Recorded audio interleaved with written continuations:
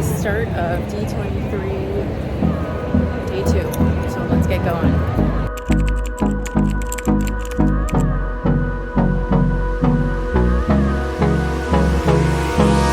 Hold me close till I get up. Time is barely on our side. I don't wanna waste what's left. Good morning. I just got to day 2 of D23 and you can see it's behind me. The lighting's better this way, so I'm gonna face this way. I just took a picture by the sorcerer's hat over here. And I'm about to go inside, but I wanted to show you what it looks like out here. And I'm wearing my princess look. I'm gonna try to see if I can take a video of my outfit somehow. So let me try to do that.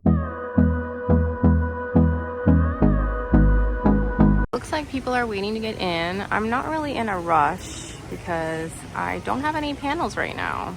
So yeah, this is the line to get in. I didn't have to do this yesterday because I went to Marketplace, but I think I'll probably have to go queue right now. But I'm just kind of enjoying the nice weather out here and just seeing the convention. I did take a little photo of my look. Hopefully I can ask somebody to help me take a full outfit look from the back, or maybe I can try to find a spot to drop my phone and do that. It's getting really hot right now, so I'm gonna head inside. I have to go wait in this line right here. But this jacket, I'm roasting, but I had to wear it because it's my vintage princess jacket and I want to wear vintage looks every day at D23.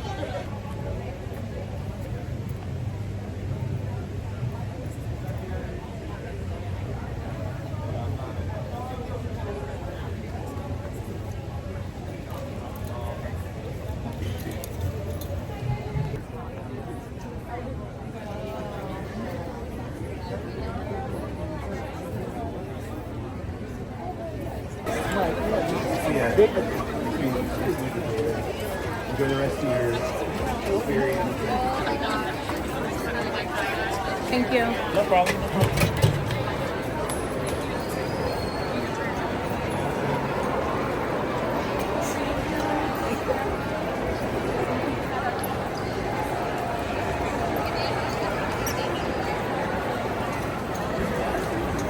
Look at this crowd. I'm gonna wait till they walk by and then I'm gonna go to where I want to go.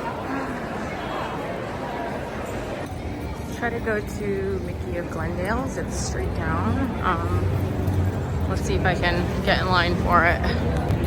This is the start of D23 day 2.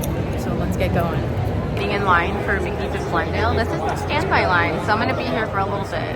But at least there's AC.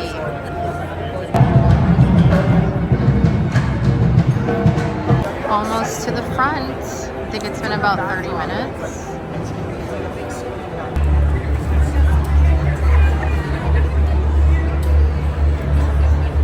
Thank you so much. Can I go take a picture?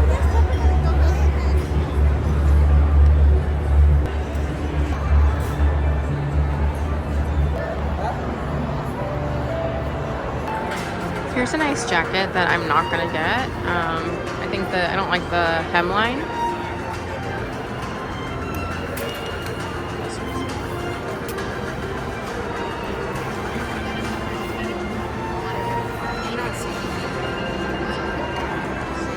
Got some t-shirts.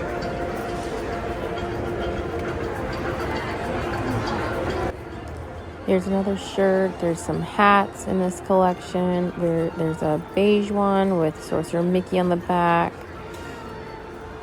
There's this really cool spirit jersey that's black and white except for the sorcerer hat and the book. And the back is very colorful. This is a gorgeous spirit jersey. I really, really like it. And then moving on, there's also a blanket. I love this. I love this design. It's like comic book vibes. I think I already showed this.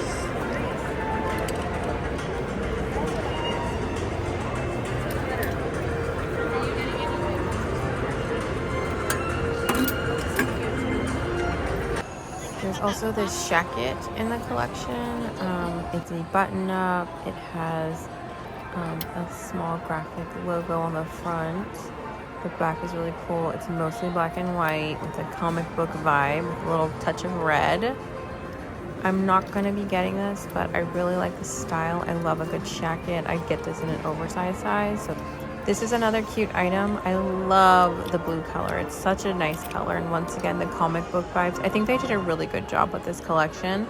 And I just wanted to show you a closer look at this really graphic top. The back, you could see Mickey.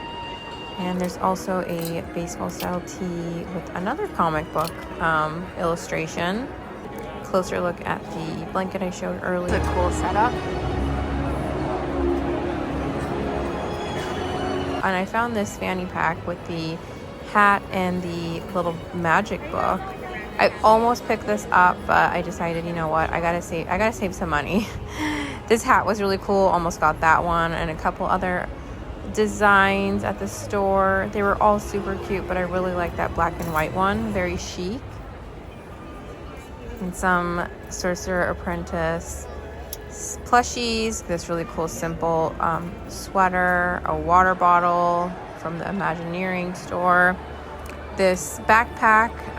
It was just kind of weird that some of the Sorcerer Mickeys were upside down. A bag, some t-shirts, very subtle design. Some hats, more hats I guess I should say. And some simple tank tops. I love these pencils.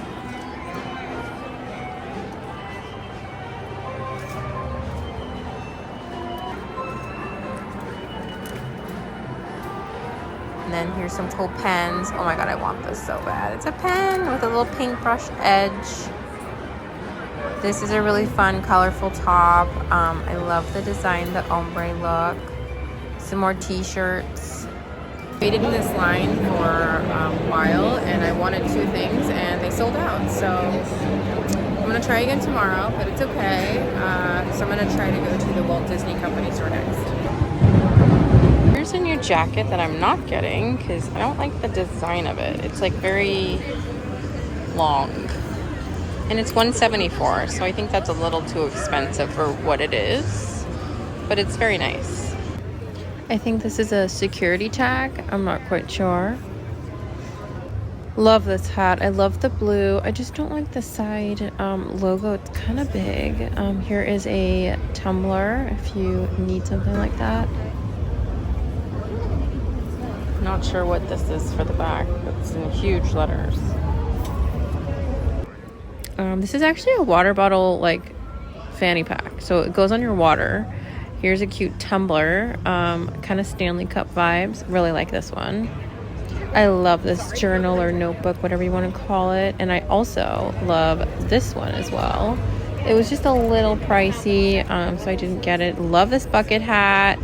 Honestly, I almost grabbed it, but I don't wear bucket hats that often. I got this. There's this cool vest. I am not getting a towel. The California collection, super cool. It's very fun and I really like it. I'm not getting anything from it, but I love this t-shirt. Got some tumblers there as well. Pillows, t-shirts, coasters. Lots of California love. Found a Spirit jersey as well. I like the way it looks like vintagey. The back's really cool too. This is actually a really cute item. Found a hat, found some purses of the same design as the front of the store. Lots of them actually.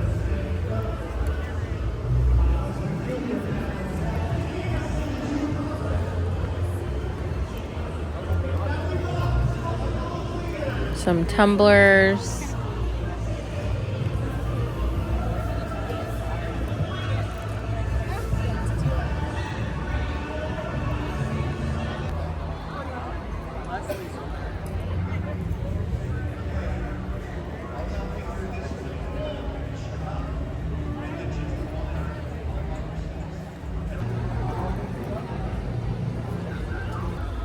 There's also this backpack that you can place pins on the front. And here's some fun pins. Love the Woody one, that's adorable, and the Grogu one. Lots more hats. There's socks. This is like a baseball style collection. That's a really cool top. I like the stitching on it. There's a baseball. I don't know if I need one, but it's super cool looking. Love this jersey. I almost got this jersey. The back, the front. If you need a baseball bat that says Walt Disney. This denim jacket.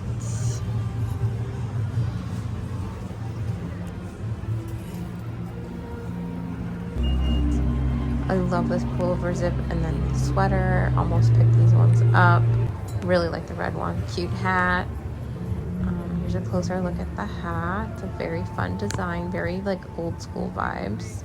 Some t-shirts, some bags, some more tumblers.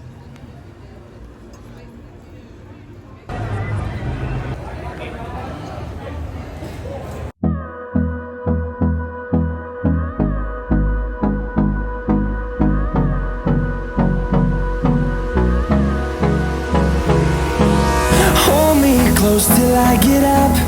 Time is barely on our side. I don't wanna waste what's left.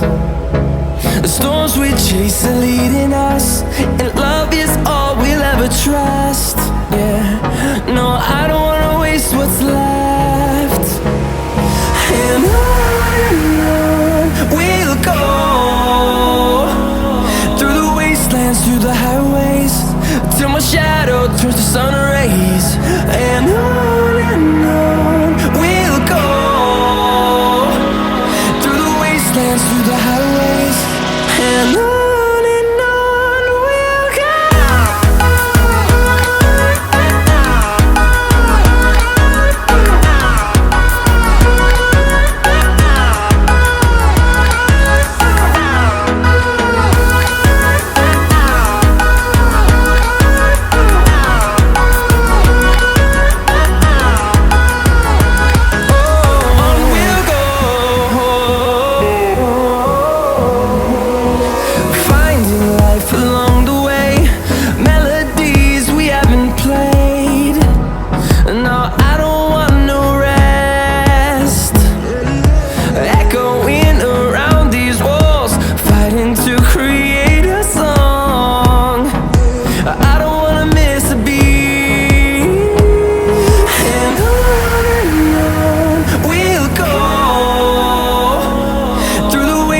Through the highways, till my shadow turns to sun rays.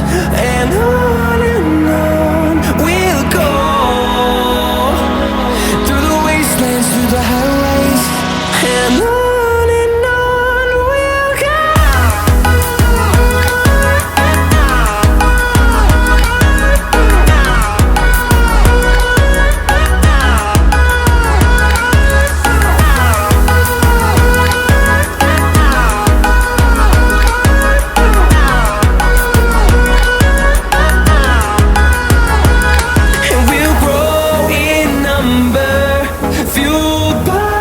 See the horizon, turn us to thousands, and we'll grow in number, fueled by them to see the horizon, turn us to thousands.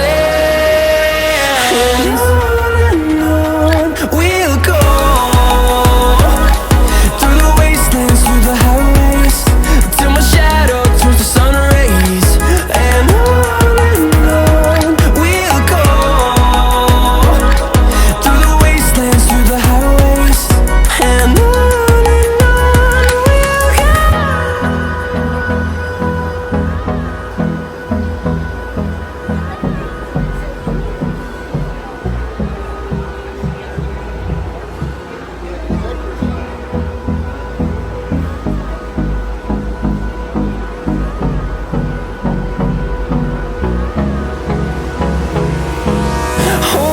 close till I get up.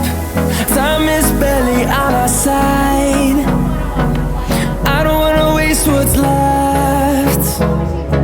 The storms we chase are leading us, and love is all we'll ever trust.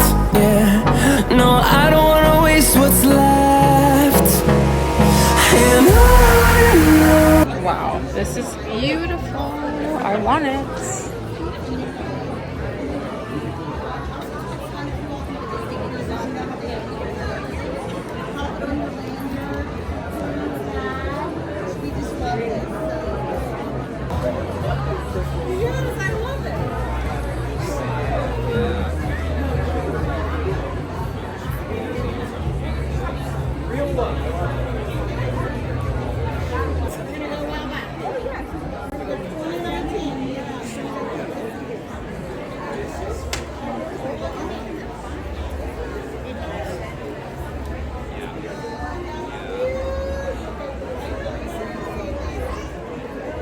Next up, I'm checking out the dresses here at the Lego area.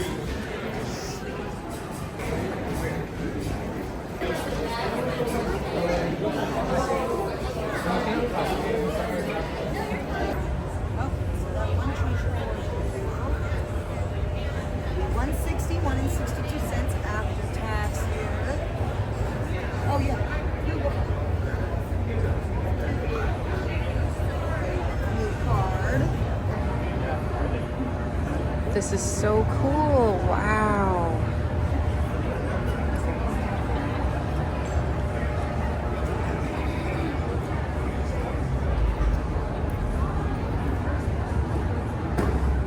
Historians and curators consult the collection for books, exhibitions, consumer products, Disney Plus projects, and of course, new films.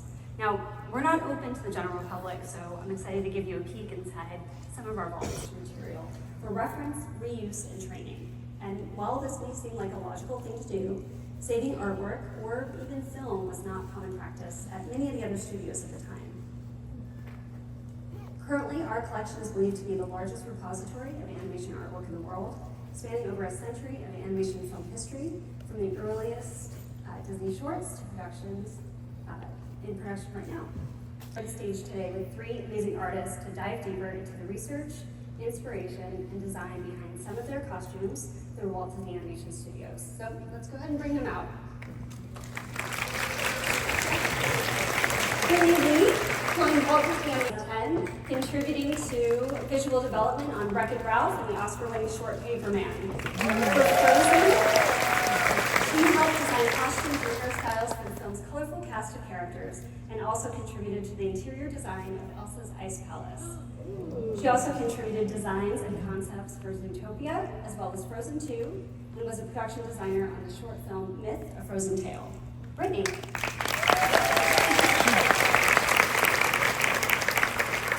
Next up is Lorelai Beauvais.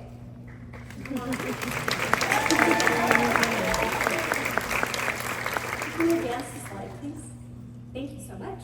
She's worked in visual development for films such as Big Hero 6 and Zootopia, and was associate production designer on the Oscar-winning film Encanto. She was also lead designer of Sugar Rush for Wreck-It Ralph. Her other Disney animation credits include visual development direction and development roles on The Princess and the Frog, Tangled, and Winnie the Pooh, and more. May, who was a visual development artist on the original Moana and went on to lead the costume designs for Anna and Frozen 2, created the distinctive opening for Raya and the Last Dragon, inspired by shadow puppet traditions found in Southeast Asia, and designed some of the costumes for the Madrigal family and Encanto. Most recently, Griselda was associate production designer on Disney Animation's Wish, role in the creation of the character. They're essential to telling the audience who that character is, where they come from, and where they're going. It also aids in establishing the film's world and how that character interacts within it. Some birds and all that, and just meetables emotions, sort of like emojis, which was really fun to see.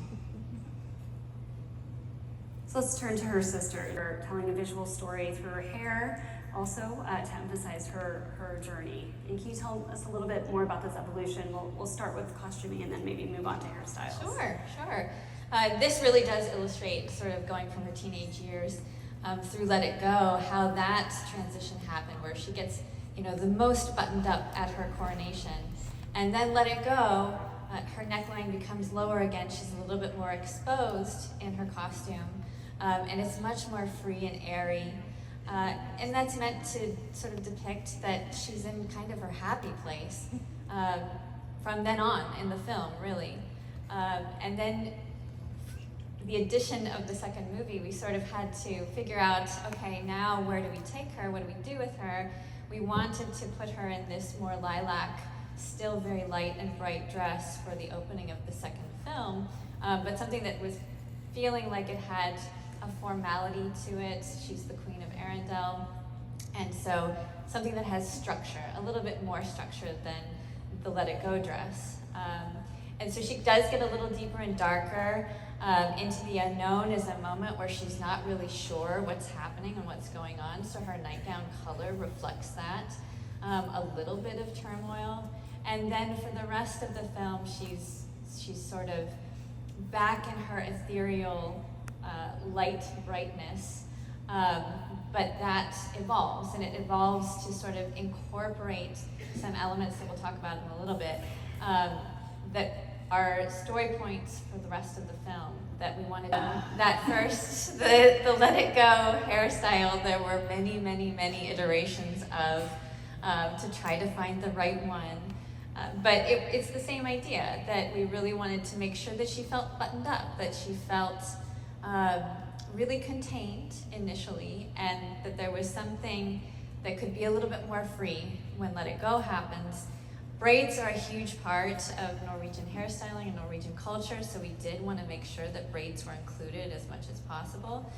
And then on the second film, we had a few instances, storytelling-wise, where we really did need to make a departure from the braids and from what we knew from the first film. So she does start in her braid on the second film, but then she moves into this ponytail, which was a little bit more loose, a little bit more free in the dark scene. And the ultimate goal, getting to this completely down, this completely free hairstyle for the Snow Queen for the end of the film. It's really on its main character than any other film in the history of Walt Disney Animation Studios. In fact, Tiana alone has 14 outfits, which is groundbreaking for an animated Disney character. And here you can see just a sample, all done by Lorelai. You were part of the team that helped create some of these jazz-age looks. What was it like creating Tiana's closet, and did the directors throw in any surprises towards you during this process? Well, I lost count of all the dresses because there were also so many iterations and so many story changes too. And I mean, one of the ones was like figuring out what she would wear as a costume in the party, with like Charlotte when she throws out the party. So that was a big thing because they wanted to, they're like, well, she has to transform somehow into that beautiful, princess dress to kiss the frog. So we want her in a beautiful dress, but she might get messy, or we might throw something at her, and so it was like a big thing that they had to figure out before, and then in the meantime trying to come up with ideas, with like different, sort of iconography of like the bayou and the flower and all that, and how that would be kind of like twirling, and just different ideas, and also you looking at those artists. And then Ian Gooding sort of took the inspiration of the last two I did, and then sort of made it work for her final costume. Shapes that we're familiar with. And when it's used in character, object, and background design, shapes can tell a story and show personality and elicit an emotional response in the audience without using any words. Does shape language influence costume design? Yes. In unison, yes. Very much. Chris, do you want to take it first? And then after a film is released, it's out into the world, and it has a life of its own at that point, and we get to see it materialized on characters in the parks, and costumes for Halloween, and then most importantly here at D23 with all of the creativity of the fans. I was curious, what's it like to run into your designs in person? Do you have any memories of that, either from going to the parks or being with family and friends, or here? I mean, first of all, it's like an inspiration to see that, because I'm like, oh, it's real. Like the movies that we make, they're out there, because when you're so deep in production, you're like, oh, this I'm not getting right, or it's just like very challenging. And then at the end, when you see the movie in a theater, you're like, oh wow, and like people liking it and laughing, and then seeing people in the parks, little girls with like the dresses, and it's just like you realize how much of an impact these films have in the entire world. So it's to me it's like an inspiration, because I'm like, it's so worth it what we do. You want to go first? A few years ago here at D23, I met a couple of girls that might be here today. If you are, give a shout. Who met each other because they were cosplayers and were, you know who I'm talking about. Yep. Is this going to be your story? One of them. Okay. And because they were building on an Elsa costumes. I'm going to cry, hold on. and became friends in doing that. And one was from Germany and the other one, I think, was from South America. And so just a world away from each other, bonded over these costumes. And that speaks to what Lorelai is saying. It's just a privilege. I mean, to get to see that, I don't feel like I deserve that. So thank you.